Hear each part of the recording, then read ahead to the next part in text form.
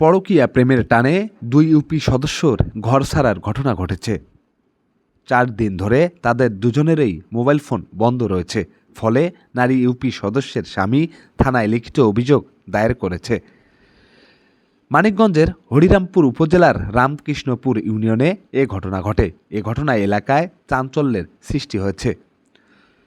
খোঁজ নিয়ে জানা গেছে, রামকৃষ্ণপুর ইউপির ৩ নম্বর ওয়ার্ড সদস্য মোহাম্মদ সাদ্দাম মোল্লার সঙ্গে একই ইউনিয়নের ৪, ৫ ও ৬ নম্বর ওয়ার্ডের সংরক্ষিত মহিলা মেম্বার নাজমা আক্তারের দীর্ঘদিন ধরে পরকীয়া সম্পর্ক চলছিল।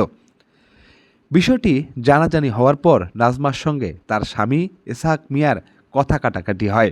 এর জেরে নাজমা স্বামী ও শ্বশুরের বিরুদ্ধে থানায় নির্যাতনের অভিযোগ করেন। এ বিষয়টি নিয়ে সবাইকে থানায় ডাকা হয়, কিন্তু নাজমা থানায় উপস্থিত হননি। ইসহাক মিয়া বাড়ি ফিরে দেখেন নাজমা বাড়িতেও নেই। রাত হয়ে গেলেও তিনি বাড়িতে ফেরেননি। তার মোবাইল ফোনও কল দিলেও বন্ধ পায় স্বজনরা। অন্যদিকে ইউপি সদস্য মোহাম্মদ সাদ্দাম মোল্লা এলাকায় নেই। তার মোবাইল ফোনেও বন্ধ পাওয়া যাচ্ছে। এ ঘটনায় নাজমার স্বামী ইসহাক মিয়া থানায় লিখিত অভিযোগ করেছেন। ইউপি সদস্য নাজমার স্বামী ইসহাক মিয়া জানান, সাদ্দামের সঙ্গে চলাফেরা করতে তার স্ত্রীকে বহুবার নিষেধ করা হলেও তিনি মানেননি।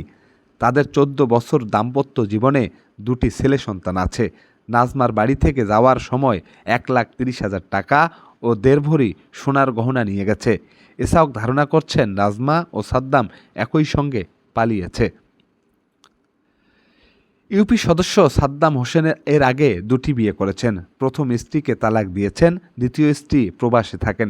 এরই মধ্যে আবার এক নারী ইউপি সদস্যকে নিয়ে উধাও হওয়ার অভিযোগ উঠেছে তার বিরুদ্ধে। রামকৃষ্ণপুর ইউনিয়ন পরিষদের চেয়ারম্যান বীর মুক্তিযোদ্ধা কামাল হোসেন জানান, ২ ইউপি সদস্য নিখোঁজ থাকার বিষয়টি তিনি শুনেছেন। তাদের দুজনেরই ফোন বন্ধ আছে, এটা উপজেলা নির্বাহী কর্মকর্তাকে জানিয়েছেন তিনি। হরিরামপুর থানার ভারপ্রাপ্ত কর্মকর্তা ওসি সুমন কুমার বলেন, এ ঘটনায় একটি অভিযোগ পাওয়া গেছে। বিষয়টি তদন্ত করে প্রয়োজনীয় ব্যবস্থা নেওয়া হবে। উপজেলা নির্বাহী কর্মকর্তা ইউএনও মোহাম্মদ শাহরিয়ার রহমান বলেন, বিষয়টি ঊর্ধ্বতন কর্মকর্তাদের জানানো হয়েছে। তাদের নির্দেশনা পেলে ২ ইউপি সদস্যকে শোকজ করা হবে। এরপর পরবর্তী ব্যবস্থা গ্রহণ করা হবে। জুয়েল রানা, দেশ পোস্ট।